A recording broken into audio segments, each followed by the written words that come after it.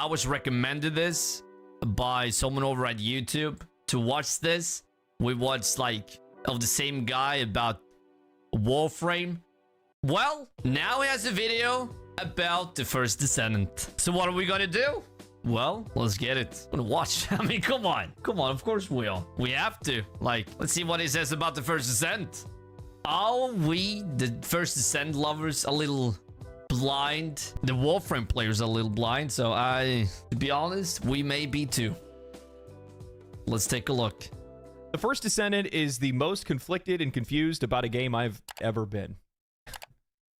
I try to make sure that when I play a game for the first time, I'm doing it blind. No wikis, no guides, no videos, no nothing, because I want to give you guys the most unfiltered opinion I possibly can give, and I want to have an unadulterated experience, so to say. And in the past, we've talked about how with this video was released 1 or 2 months after the game's release, okay? As many games that have been coming out, as many live service games, because everybody wants to get into that market today, that oftentimes a lot of these games are not delivering an experience that's worth the investment, either by way of bad game design or bad monetization. But in the case of the First Descendant, there are so many things about this game that I absolutely love. There have been times where it was hard for me to put this game down. What? But in equal parts, in the opposite direction, I have some very heavy criticisms for this game. Hell yeah! So what I want to do today is I want to talk about my experience. Exactly! That's what I feel too! Like, there are some really great stuff about the game. Like, goddamn. But at the same time, holy shit, this game could be so much better! It's playing the First Descendant for the very first time. I want to talk about what it looked like, what it felt like, and most importantly, what it cost. I'm what you would call a looter-shooter aficionado, a connoisseur of sorts. Destiny 1, Borderlands 1, 2, and 3, Tiny Tina's and the pre-sequel, Outriders, The Division 1 and 2. These have always been some of my favorite games to play. He has time to play all those games? All those are loot games. I want to have time to play the Borderlands games, but then we only have to focus on loot games, and I don't want that. Like, all the games, like Division 2, that's also a game I want to play. I don't want to drop the single player game. What are we gonna do? Enjoy the game loop of picking up a ton of loot, sifting through it, finding what you like, and immediately going back out to find the next best thing. Slowly but surely watching your power grow and seeing that growth reflected in how easily you smash through obstacles that used to cause you pause in the past. Just recently, I got back into the looter-shooter action RPG genre with Warframe. I have a complete series on that experience here on YouTube, me playing the game for the very first time. I highly recommend that you watch it because some of that experience will be reflected here, as these games share a lot of similarities. So, what is the First Descendant? Well, it's a free-to-play, third-person, cooperative action RPG developed by Nexon Games. Set in a futuristic sci-fi world, players take the role of descendants, who are humanity's last hope at defending against their invaders, known as the Vulgus, and these powerful void-sent beings called the Colossi. The game features a variety of characters with unique abilities, customizable weapons and gear that you can upgrade. You can team up in squads of up to 4 players, tackle different missions, explore the game's world, and take on challenging enemies both in small and large-scale boss battles. I logged into the game and was presented with a cutscene and a character selector. I'll be honest, after the post-apocalyptic intro, humanity on the brink of destruction, it was a bit of a tonal contrast hearing a grizzly commander walk up to tell me that I was going on a dangerous mission with a character named Bunny. Yeah. And not only that, we can only pick these 4. It's kind of shit, but I get it. Like, you get more the more you move on to the story, but yeah, it starts out as really hardcore, really badass, and then it tones down like crazy. It almost becomes a completely different game, and that's the only big action badass cutscene. And that's the intro. After that, like, the budget had to go down or something because the cutscenes, like, they look good, but they don't tell the story as they should. But the intro is amazing. If they just follow through with that, sweet. But they don't. I was given the choice between the frost-wielding Viessa, explosive-throwing Lepic, and the defensive Ajax. I went with Viessa for two very big reasons. AoE damage and debuffing characters is always a fun way to play.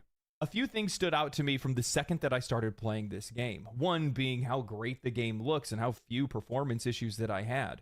And the other being just how... Performance issues? Like, it's better now, guys. It's a lot better. Like, at launch, it was a lot of issues, but right now, like, it's like night and day. How great, how fantastic the game feels to play. The movement feels great, weapons feel great, abilities are responsive and useful, and the enemies have just the right amount of health and damage so that the gameplay feels more engaging. I can't quite say just how much I appreciate that perfect mix of resistance and reward at the very beginning of the game, because it makes it feel like what you're doing has meaning. If the gameplay is too easy, the weapons, the abilities, the upgrades, build crafting, and loot all become meaningless. A major point of criticism that I had when I played Warframe for the first time. From the onset of the First Descendant, I'm already starting to think about my ability combinations, when and where to use them. Exactly. I'm looking at loot, trying to find upgrades, and I'm already experimenting with mods for those weapons and abilities, which is a cornerstone to this genre's experience. As I continued to play, I quickly grew to appreciate the game's pseudo-open world design, which is almost a carbon copy of Destiny, with a much smaller map. But yes, with that said, there's a major benefit to the smaller map size, and that's that you're more likely to see other players, which I frequently did. If players had already started a mission, I could jump in midway, or vice versa. You could even jump into somebody else's mission just by shooting one of the enemies that they're fighting, rather than actually having to interact with the quest marker. It's freaking awesome. Very quickly, I found myself falling into the game loop, running from node to node, helping out other players, exploring different sections of the map, and ultimately really enjoying the game's level design. As I continued to play the game, areas became a lot more complex and diverse. There were a ton of different places for you to be able to toss your grapple hook, which honestly I thought was going to be more of a gimmick when I first saw it, but genuinely grew to really enjoy this movement mechanic. But I really want to pay my respects, because I found it really interesting how progressively more cool each zone got as you slowly pushed further into enemy territory, from overgrown outskirts to sci-fi temples filled with alien architecture. The First Descendant is a game that grows on you very quickly. Oh, I genuinely enjoyed the moment-to-moment gameplay. Grapple hooking around, flipping behind some enemies, taking them all down. Badass. The loot was engaging, the maps were engaging. If I wasn't paying attention, the enemies could very easily take me down. And in that, I have a lot of respect. It is so important to have good balance in a game like this. Yeah, first impressions. That was my first impressions too. Like, totally agree with them. It really puts you in there. You got to think about your build. The enemies actually do damage, and the game isn't hard, but if you don't level up and use your modules, well, you're because from the onset, I am already paying attention to my character's abilities. I'm paying attention to the loot that I'm picking up. I'm looking at the mods. I'm build crafting and things like that, because I'm noticing as I'm playing that, well, I'm becoming a little less effective and the enemies are becoming far more effective, and I have to find an answer to that. And if the loot doesn't matter and the character builds don't matter because the game is too easy at the start, well, then why are you even playing a game like this? It's the whole point of playing these kind of games, is to build that character power and be able to... It is. Like, all great points. And it's correct. Like, it pulls you in from the beginning. Yeah, I would say to the end of the story at least. Endgame, let's not talk about that right now. To answer the issues and the problems that the enemies pose to you, right?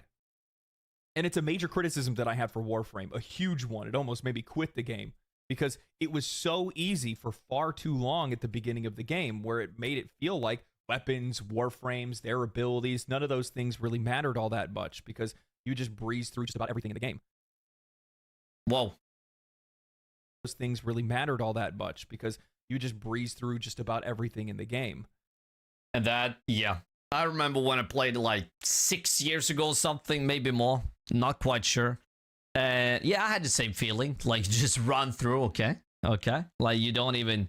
The enemies aren't really doing any damage, just...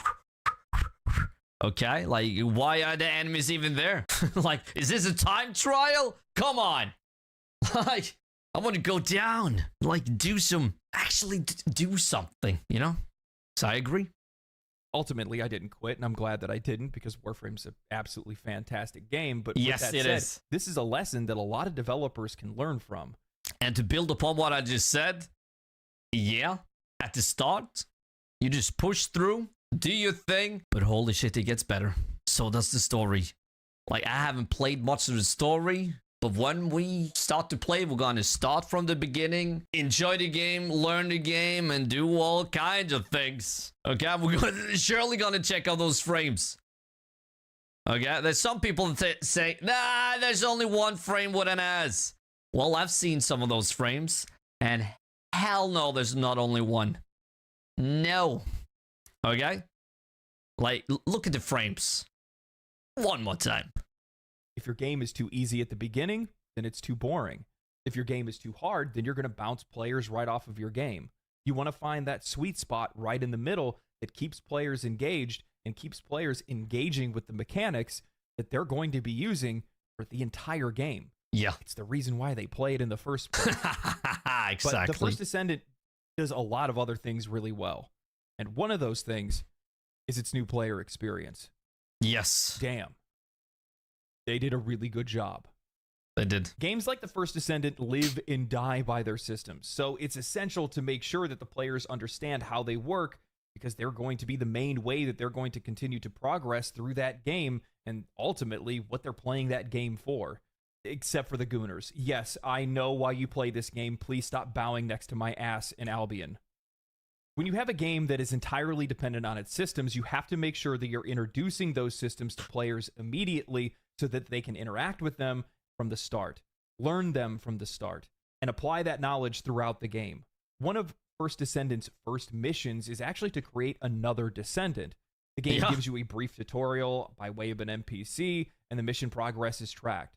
The game shows you the loot pools hovering over the different nodes. You go to each node, complete the missions for a chance at the reward. Soon after completing the quest for Bunny, you're given another quest to go build an ultimate weapon, the Thunder Cage. Yeah. By doing this, you are set. Like he says, it sets up the game pretty well. With tutorials just slowly building up, slowly showing you the game. And yeah, it really shows you everything about the modules and everything. New play experience, freaking amazing in this game.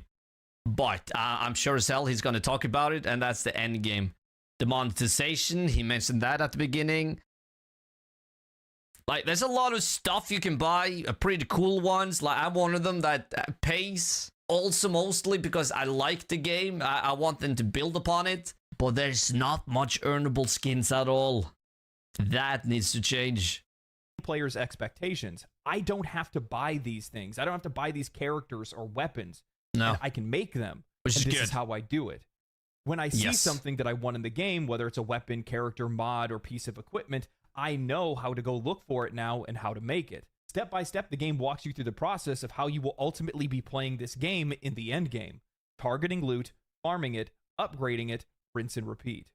They provide solid tutorials on transferring weapon levels so you can continue to use the weapons that you enjoy the most, how to tune weapon substats, how to install mods, how to upgrade them, and how to salvage them. Quick shout out to whoever's in charge of quality of life. The select all duplicates feature in dismantling items is an absolute godsend. Hell yeah. By fully explaining these now we got the systems dog. through actions rather.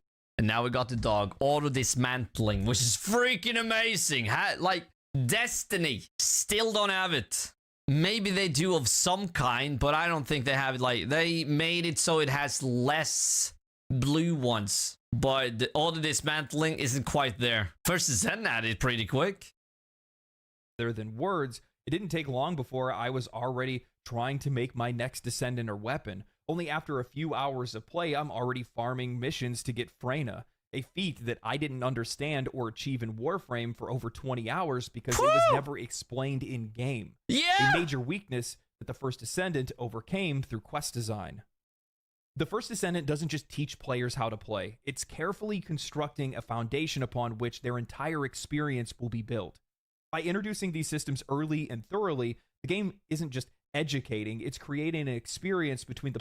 And they still do that with new experiences. When they release a new season or a new activity or whatever, they go step to step through what you have to do and how you do it and all that, which is still freaking amazing. You know exactly where to find it. You know exactly what you get at that activity. Like, you learn everything. This is they're really good at explaining it. They are. Player and that game's mechanics. This relationship is crucial because it turns what could be a mess of stats, upgrades, and options into a clear path of progression and mastery. When a game successfully embeds its systems into a player's understanding from the outset, it does something profound. It transforms the act of playing from mere participation to purposeful engagement. The player isn't just moving from one mission to the next, they're learning how to shape their experience, how to craft their journey, and how to define their success. Yes. And that's where the game hooked me. Because I already have a foundational understanding of these kind of mechanics from playing games like Warframe. I mean, these systems are wholly ripped from Warframe to begin with. That's pretty obvious. But with that said, when a game explains itself this well and executes it as well as the First Descendant does, it makes it so much easier for you to pay less attention to the finer details and more to just enjoying the game and how the game plays, how the characters feel, how the weapons feel, and all those kind of things. It makes the game that much more fun to play. And this is a feeling and experience that I've been looking for a long time. It's something that I really only think I've ever seen well executed by games like The Division or Borderlands, because they understand that loop and that reward system and how to really make it. That's true. Division is also good at explaining like what to do, where to get that, this and that. Yeah, really, like, totally agree. Really make the players fall in love with it. And I love this. I genuinely love this. I've been looking for this for a long time, especially in a live service game, and this game delivers on it in a way that I am enthralled. I absolutely love it. But I didn't think that I would like the First Descendant. I never thought I would, because when I first saw it, it looked like it was nothing more than a complete and utter ripoff of Warframe, mixed with some elements of Destiny and The Division. I figured it was nothing more than a blatant cash grab from Nexon, copying off of the success of another company with very little changes, and I was right. That's exactly what this game is. This game suffers from an issue of an identity crisis, where you have... Not anymore. It did, but not anymore. That I gotta say. After 7 months, Season 2, no, not anymore. I agree, when it came out, yes. Not anymore. Now you see what they are planning, what they are setting the stage for. So now, no. At launch, yes. Developers that are trying to make a good game, but Nexon wants it to be what they always make. The feeling I get from this game, and this is the first time I think we've ever seen something like this so clearly, is that the developers want to make a great game, but management wants it to be like everything else the company produces. While the game in many ways improves upon the works it copies from the very beginning, the minute you start to look past the art design and gameplay, the paint starts to chip. Narratively, I have no idea what's going on. Yes. Like, that's one of the things that suck about the First Descent. Like, the lore is freaking amazing. The way they tell the story, it sucks ass. And a lot of the dialogue, you get most of the dialogue while you in the middle of a battle shooting. Like, you have, like, are you gonna read the subtitles while you shoot? No, you're not. So yeah, and they still have an issue of how to tell the story, to be honest, and there's so few cutscenes. God damn. I tuned out within the first few hours because I can only take so much dialogue from completely expressionless characters saying absolutely nothing of value. I don't think I've ever played a game with this much pseudo-intellectualism nonsense. Either the story is completely written by AI, or the writers were just stringing together sci-fi words, hoping and praying that it worked out. Descendant, we must put the Arnhart into the entrocopic space and your Arcades interdimensional neuroplane. Only then will the Colossi connect with the transmomental endoscopic vibrating array, colliding with the DeLorean particles at 88 miles an hour, dumping horse manure on Biff, correcting the timeline and increasing the bus size of all descendants. including Ajax. Look, gameplay always comes first. It's the most important thing to players. If the game isn't fun to play, then the game isn't going to get played. And with that said, nothing removes the player's ability to become invested in a game like generic characters and a generic story that makes no sense. Games don't need to have an insane story. They're like action movies. It's all about the action scenes, but at the very least, we want something coherent and entertaining to follow along with. I don't think the story would really even bother me that much if there wasn't so much of it. So many long pieces of drawn out dialogue of people staring at you while saying absolutely nothing of substance. That's true, but at the same time, I thought it was awesome that you get to see all these characters. And if you look at her, she'll definitely be a descendant, right? So that is kind of awesome that you meet people that may be a descendant in the future. But at the same time, the dialogue is kind of shit. I gotta agree. But I think it's kind of cool when you get to talk to different characters that is in the world. But at the same time, who is she? We still don't know. Don't know much about these characters or the world. Like, yeah, they concentrate too little on the story and more on the store. I'm not saying that you need to create Red Dead Redemption or Metal Gear level story writing, but you at least have to try, and it's so blatantly obvious that this is where the budget was cut and no effort was put in. And that's not the only place you see it, because the story's not there to be able to distract you at all. You start seeing this one-dimensional design all over the game. The longer you play, the more repetitive quests and mini-boss design gets. What is up with this game's obsession with giving every boss invincibility phases and orbs? I've said this from the start, like, come on! These orbs! So annoying. At least they made the bosses easier, but that still doesn't help. And now, like, you don't have to do all these objectives. Now you just kill them and move on. Now all the dungeons are just kill, move on to the next phase, kill, move on to the next. So I feel like to remove the objectives completely was kind of good because you can do the dungeons quicker, but at the same time, holy shit. Yeah, it gets really like just one-sided, repetitive dungeons. We need more. We do. We've got one new one. Yeah, I think we got one. And that's after 6 months. I absolutely love the concept of dungeons having traps and jumping puzzles. Some have different... Yes, what I just said, it's gone. Traps, jump, puzzles, all that. Well, traps there are, actually. Events, each with their own unique layout, so you never feel like you're doing the same thing. And that's void true. intercept battles are so damn cool. They have great design. Bosses have phases, weak points, resistances, and they are gonna add these void bosses into the sandbox, which will make it cooler because all these, like the void fighting here, sucks. Like, look at the environment, just all black. Or it's some of the best content in the game, but it doesn't make any sense that the content that we do the most in the game lacks any of that meaningful gameplay.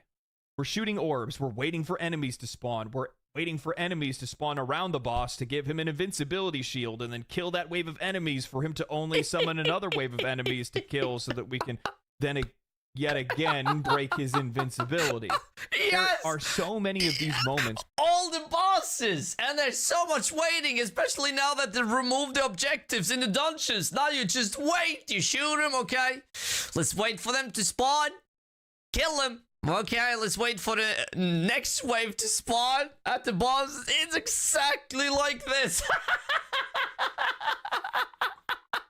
It's so repetitive, but at the same time, I don't know, it draws me in somehow.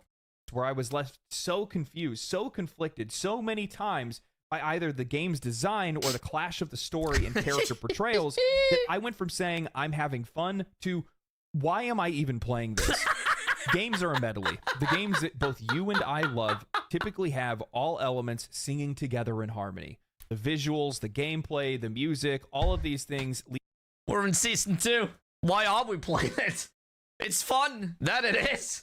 But there's no reason whatsoever to play it. Like, what are we building up? What are we building up against? Nothing. Yeah, you can do a freaking boss, like, how many times? Like 75 times? 75 times to get a skin? And then you have to do it 75 times again to get the back attachment. And they did that in season 2. Also, just a new boss. If you're lucky, you can do it in less. Okay? If you're lucky. That's the whole... They need to... they need to do an overhaul of the loot system. The reward system. Because it doesn't recognize the work you do. It's all based on luck. So someone can spend freaking 10 hours to get a gear. Another one can spend an hour. And it's an end-game gear. So it doesn't really show you, like...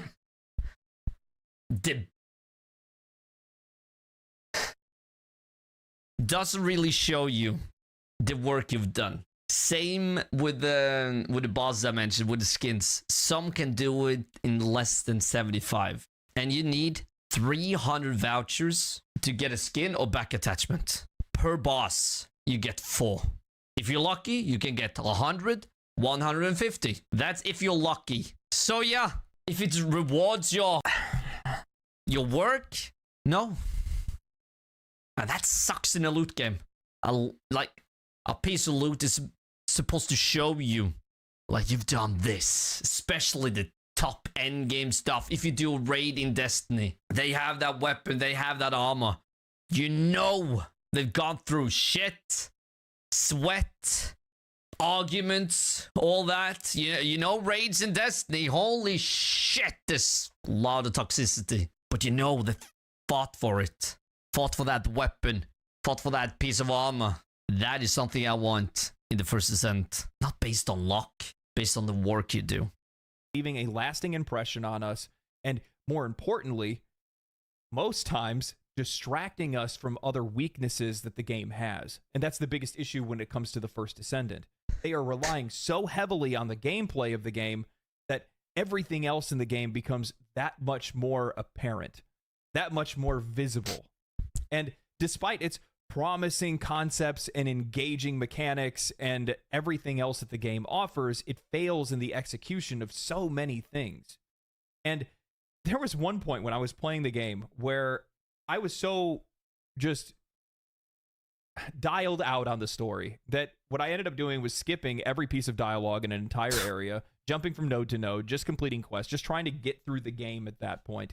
And I remember sitting there doing a mission, watching as a bunny ran around and killed everything. I couldn't even do anything because they literally just nuked everything before I could, I don't know, even play the game to begin with. And I just turned the game off.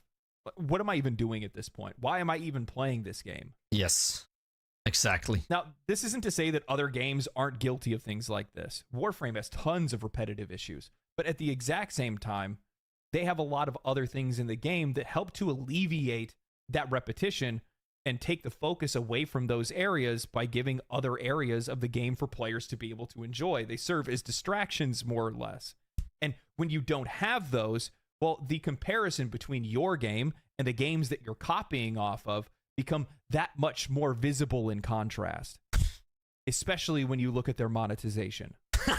I'm going to be making some direct comparisons to Warframe because there's a lot of value in that. If you're sick of hearing those comparisons, that's a you problem. Maybe I wouldn't be playing a game that is quite literally Warframe with Destiny's gameplay loops. It's like asking somebody quite literally...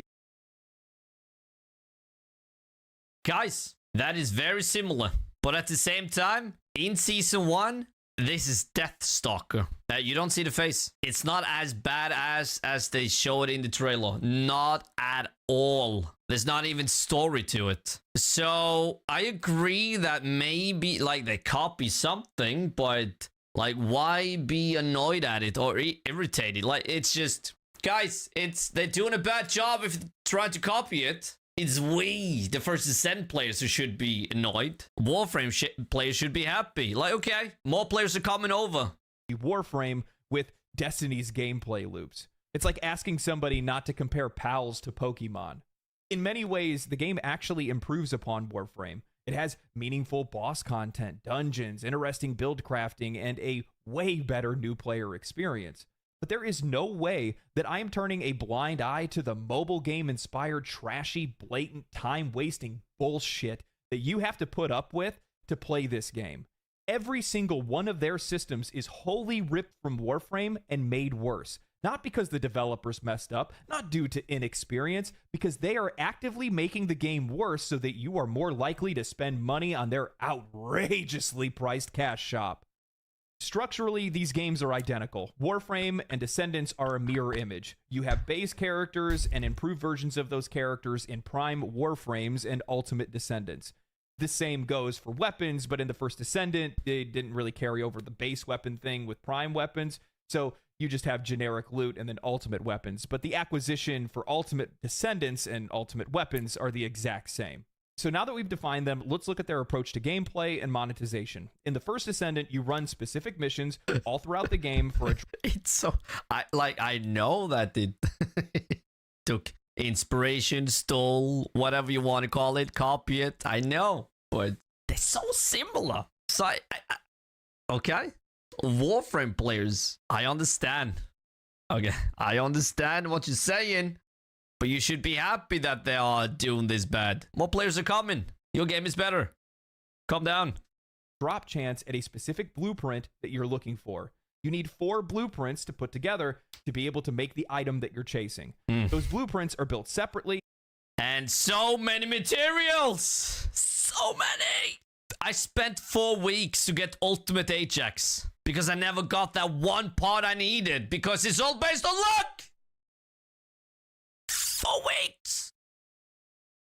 And then put together in the final step. Most of this is the exact same from Warframe. However, individual materials that are needed to create each separate blueprint in the First Descendant require you to farm specific materials from specific areas throughout the game. And many of them have their own drop tables. So if you want to make one piece of an Ultimate Descendant, as an example, you have to go open crates on one map, go farm another mission on another in a completely different zone with a different drop chance. You have to do void intercept battles for another blueprint with an exceedingly low drop chance. And then go and do an entire... 6%. 6%. Sometimes it's 4. No, sometimes it's 3. Guys, it all depends. But holy shit, at least now you can make the 3% 38%. So it has become better. Definitely. Like, he's talking about, like, the first month, 2 months after the game came out. Like, it has definitely become a lot better. So the drop rates isn't that low anymore. Now, like, if you've done, like, a specific activity this or this many times, you're guaranteed to get it. Okay? So, I mean, it's not that bad. But it's still based on luck. Entirely different activity in another area to go get something else that you need. While all these items are farmable, the drop chances, the item-specific activities, and the travel all add up. While playing Warframe, you're constantly finding these things called relics. In the First Descendant, they're called amorphous material, and they're functionally the same. You do missions called Void Fissures, you crack open the relics, and you get a chance to get the items that you want inside. Where these two games diverge is that all blueprints, primed weapons, and warframes come specifically from these relics. No other additional farms needed. No other missions to do. No... Johnny! What the hell are we doing in First Descendant? Huh? I mean, we could just go into Warframe and farm. Grind. And get our time's worth. Ah! Running around all over the place looking for it. And best of all, if you're in a party, you can choose to get a copy of one of the other players' rewards. Meaning that if you're in a group of 4 and you're all running the same relics, you can very easily get the blueprints you're looking for within an hour or... Yeah, and you can clearly see that here. All of the 4 are picking this. Prime blueprint. This is amazing. If another one got the drop, well, I want it. Next on, what are we doing? Or less. If you're running around with a random party and you don't get what you want, at least you can pick something valuable from a reward loot pool of one of the other players. Moreover, all the materials that you need to build those blueprints are just standard materials of no rarity that you're likely going to have a massive stockpile of far before you ever even try to chase any of these primed weapons or warframes.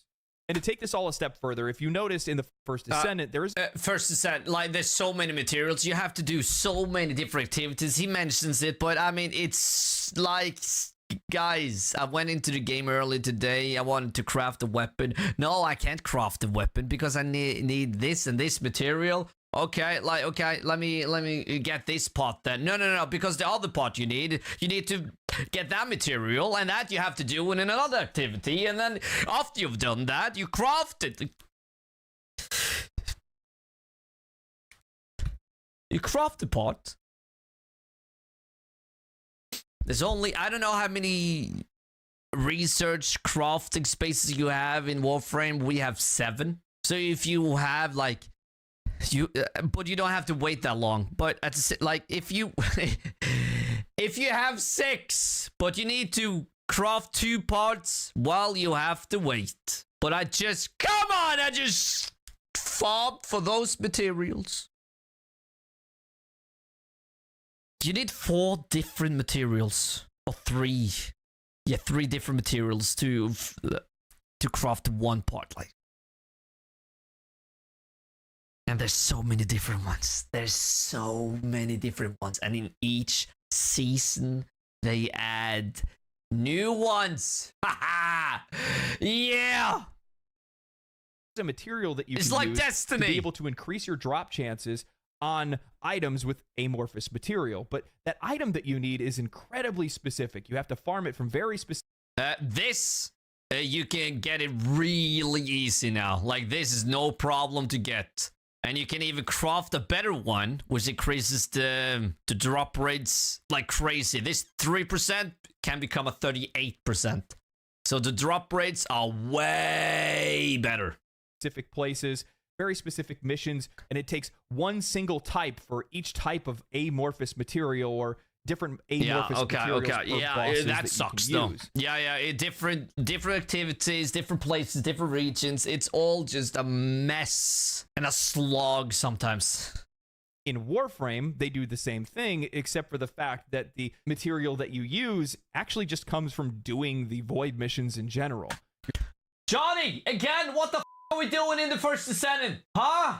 It's so much easier to get them in Warframe. Like, you just do the mission and then you have it. Like, in the First Descendant, we have to go to 3 different regions and farm it. And not only that, but you have to do the activity like 5, 6, 7, 10 times. Johnny!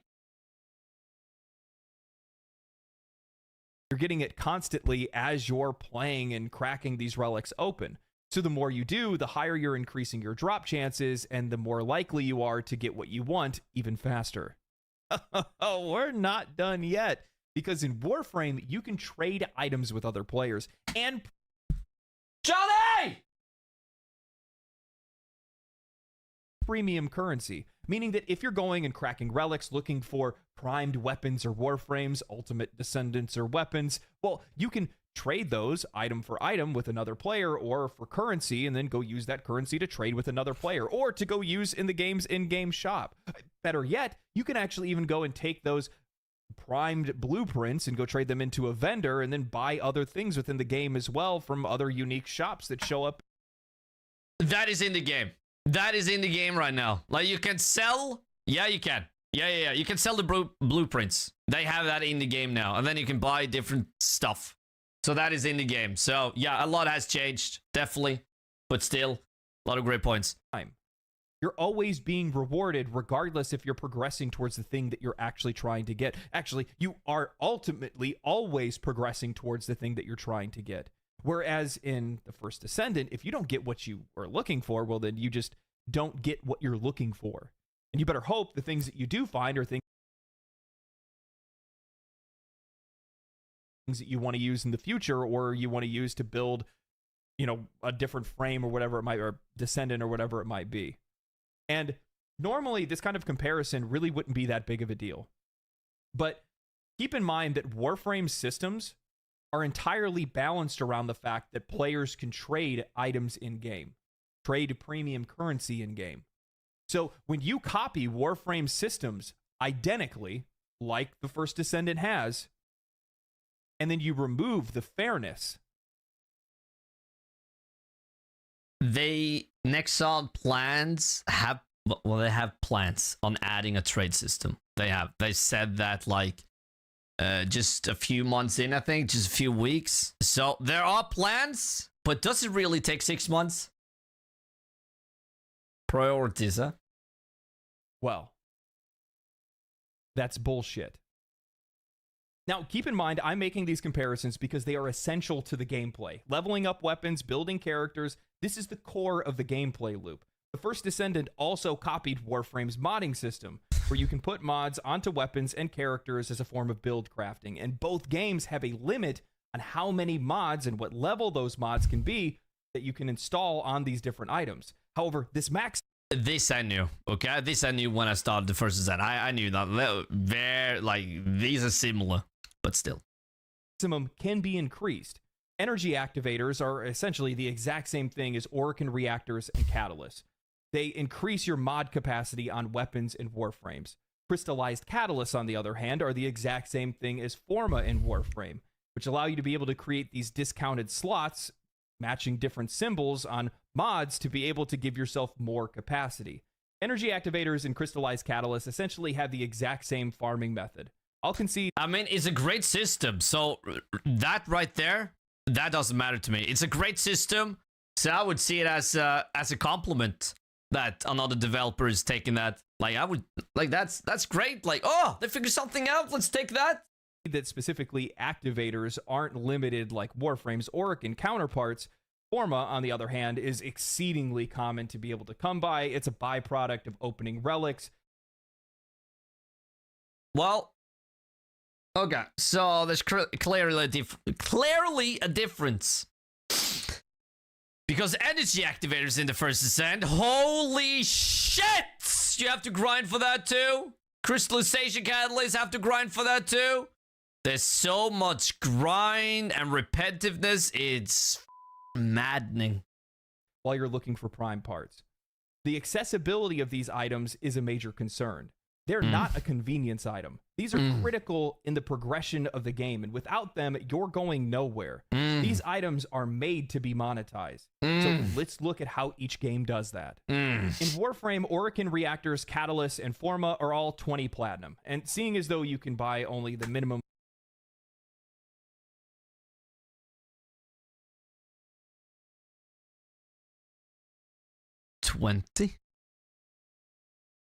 of 75 platinum at $5, we can say that these are $2 each. You can even buy two? Well, I bet he's gonna mention how much the energy activators are gonna cost. So buy a bundle of 3 Forma for $5. In the First Descendant, it's 1,500 caliper at a minimum of $25 for a single energy activator.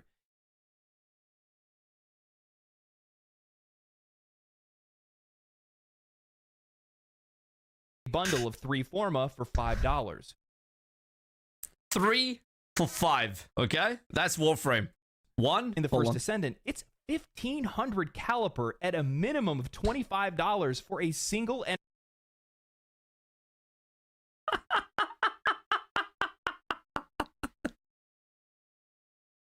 25 for what? Not 25 for what? Warframe players, I might convert. Energy activator. It's 300 caliper at a minimum of $10 for a single crystallized catalyst. While the numbers speak for themselves, I want you to keep in mind that not only can players buy these for cash far cheaper in Warframe, but players can also, and quite easily and quite frequently, earn that premium currency through trades and buy those items outright. Which brings me to something that I think shows the difference between how these two games view their audiences and how much more those audiences are valued, and also how much further their money goes when they spend it in the game. Which is the notion of buying ultimate characters. Please don't! You gotta show us how bad the game is. How bad the developers are. I know. Stop! Prime access bundles in Warframe. Okay. Now, keep in mind, the vast majority of players in Warframe don't really buy frames. They build frames. They go out, they farm the parts because it's... Hey. So do we. Most people farm for these descents. Very few. There are some, but very few are buying them. So easy to do. It's so accessible. And they can also just go and buy them off the market or trade them with other players if they have things that they want to trade for. But I initially didn't want to bring up this kind of pricing comparison because it's not even worth making the comparison in the first place. If you buy a $79 Prime Access bundle in Warframe, you're not only getting the character, but you're getting the value of that money you spent in premium. Holy shit.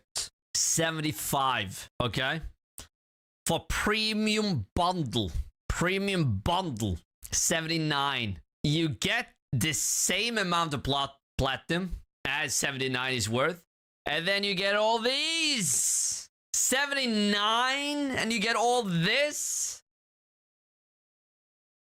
Premium currency. More than that value, actually. Over $100 in premium currency value coming back to the player. Meaning that these are actually discounted premium currency bundles more than they are Prime Access or weapon bundles more than anything else. It's practically a built-in discount. Whereas if...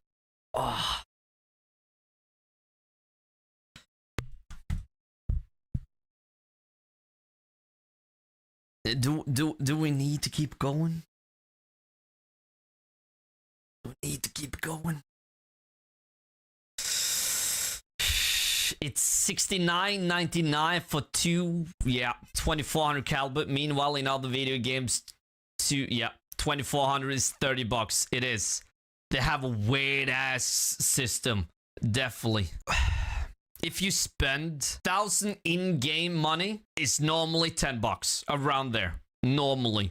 Here, it's a lot more. Now we know which one is better.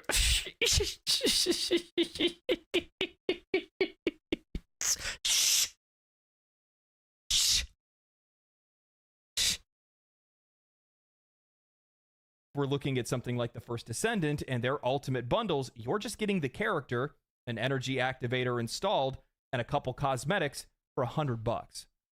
The First Descendant's pricing, gameplay loops, item acquisition, power-ups, upgrades, all of these things were directly torn from Warframe and made worse wholesale. What's upsetting about all of this is that many people, including myself, want to spend money, want to buy things. I want to support the games that I enjoy, but when your game is designed around its monetization, you undermine that enjoyment for the sake of profit. I mean, Orokin reactors, energy catalysts... $275 for goggles on Ines. How much is that? $275? Is that around like $30? No, hold on. Well, that's the thing. It's hard to know because they use a completely different system. Like, I used to have, like, what one caliber was worth. 275, that's $10. Okay, that's $10. That's $10 for some glasses. These things are systems that are designed for profit. You are not expanding mod capacity. You're removing a barrier that was put in place by the developers in hopes so you would spend money to remove it. I get it. These companies have to make money. Playing a free-to-play game, making a free-to-play game, you have to have these areas of friction that urge players to buy things. However, it's all about the approach, how heavy-handed you are, or how player-focused you are. And this is just not it. The differences between these two games, their gameplay loops and their monetization, is that on the side of Digital Extremes and Warframe, you have a company that is trying to see things from the perspective of the player. They care about the player's experience. Whereas the First Descendant and Nexon copied their homework, but didn't copy their notes. I think the place that you can see this the most clearly is in player expression. If you look around the entire game, everybody is either in the base skin of their frame, or they're all the exact same color. You'll see some people... Yeah, when the game came out. Not anymore. Not anymore. Like, now you can even... can't you color the base armor? Well, you can at least color the armor that you get after the base one. You don't have to pay for it. So now, like, you're gonna be pretty lucky if you're gonna find one that looks exactly as you do. Unless, you know, it's an event, a new descent, whatever.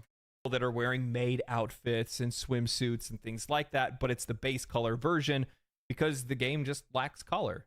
Because if you want it, well, you need to buy it, and it's a one-time use. You better hope that's the color that you want, and not anymore.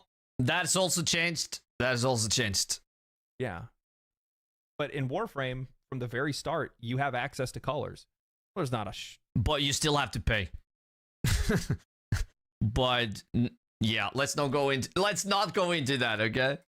You know, an absolute ton of them or anything like that. You can definitely go buy more and buy cosmetics and things like that. From the very start, you have the ability to change the color of your entire frame, of your weapons, of different little objects that are on your character and lights that are on your character, of the energy that you use, of the abilities that you cast. That's one of the coolest things I love, is the fact that you can change the color of the abilities that you use.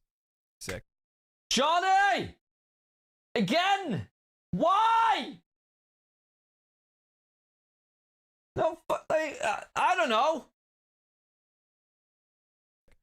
Anyway, it's just player expression and enjoyment in that way is not their prerogative. Profit is their prerogative, and that's fine, but you have to do it the right way. Yes. And one of the things that I've seen a lot of recently, I've seen a lot of people having these discussions, white knighting the First Descendant, defending it from the Warframe accusations, defending it from the comparisons of monetization and trade and things like that. And the only thing that I really have to say is that it's the most pathetic thing I've ever seen in my entire life. You can like a game, but that doesn't somehow make everything else it's doing okay. Hell no. You can like a game, and you can still criticize it. You can still have issues with it, and you should, because that's how those games get better in the first place. I'm sick of seeing this weird conversation about, you know, let them cook. It took you Warframe 10 years to get where they got. Really?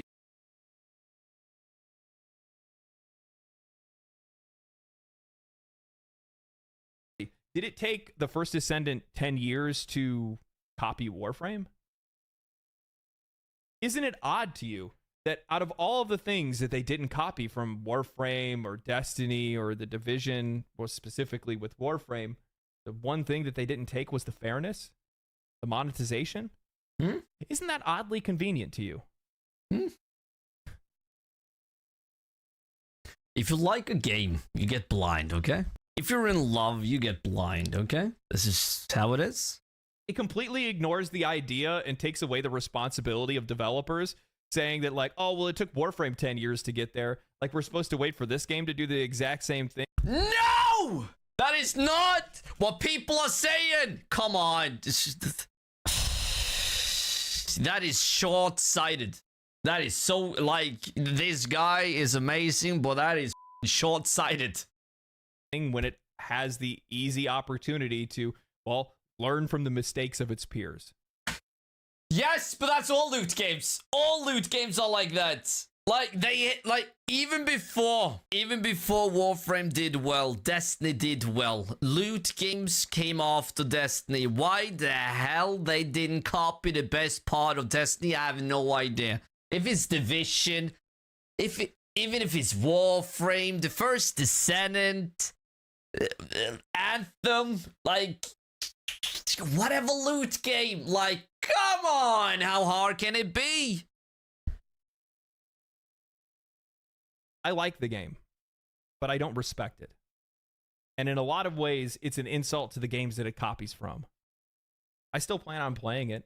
I still plan on putting some more time into it and seeing if any of my opinions change in the future. They probably won't, but at least I'll give it a shot. I mean, I almost quit Warframe after 20 to 30 hours, so stranger things have definitely happened. I hope the game does get better in the future. I hope it becomes more fair. I hope that some of these companies wake up to this, because this is the way that you find a dedicated audience. And I'm not saying that there isn't one for this game already, and I'm not saying there aren't players that are going to want to continue to play it or that it's not doing well, but the thing is, at the end of the day, when you make a game that is as unfairly designed as the First Descendant is in so many ways, and how there's other games that are out there that respect your time so much more, I don't see it holding on to its player base the same way that Warframe does. True. That's it. Anyway, thank you guys for watching the video. I'm sure I upset quite a lot of you. Oh, If no, I no, no. did, I'm All sure fair. you'll leave a comment. All fair. I'll try. If somebody gets upset by this, they're like, I don't know. There's something like, come on, you can't get upset by this. It's true. It's all true. Apart from the things that's better, you know. But not to read it. Stay cool, stay righteous, stay safe, my friends. Catch me live on Twitch if you guys want to try to yell at me there. Outside of that, I'm gonna get out of here. Peace.